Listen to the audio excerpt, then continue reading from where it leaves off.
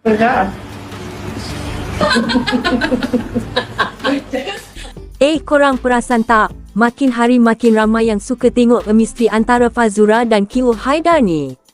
Baru-baru ni, itulah satu momen manis bila Fazura dan Q Haidar dilihat makan bersama dalam suasana santai tapi penuh aura romantik.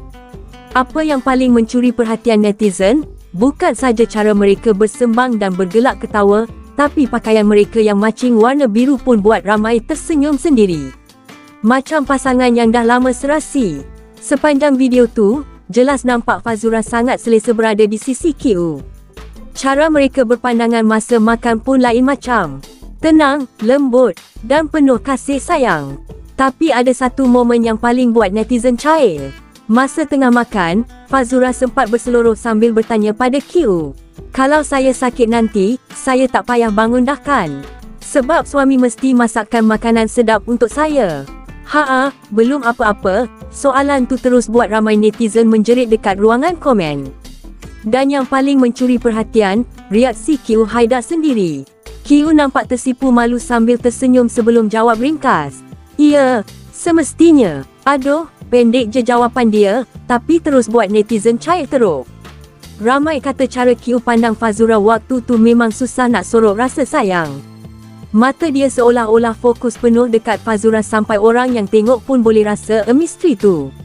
Ada yang komen, kalau belum kahwin pun dah sweet macam ni, cuba bayang dah jadi suami isteri nanti. Tak cukup dengan tu, ada juga momen lucu bila Fazura tiba-tiba berjoget kecil sambil gelik-gelik manja depan Q. Terus Q ketawa besar tengok perangai Fazura.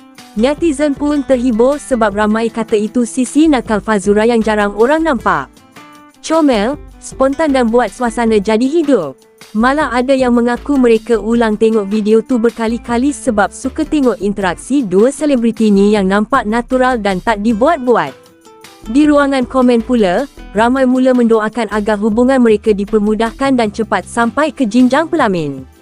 Ada yang kata Q nampak makin bahagia bila bersama Fazura, dan Fazura pula nampak lebih ceria setiap kali ada di sisi Q. Apapun, netizen memang tak berhenti bercakap pasal pasangan ni sekarang. Kalau betul ada jodoh, memang ramai dah ready nak tengok wedding of the year. Korang pula macam mana? Korang rasa Fazura dan Q Haidar ni memang serasi atau sekadar kawan rapat je? Oh. So kalau saya sakit, saya tak risau dah. Ya. Tak nak kena bangun masak. Betul. Suami tak pasti masak kalau suami sakit, isteri sakit. Tak. Betul. Ya.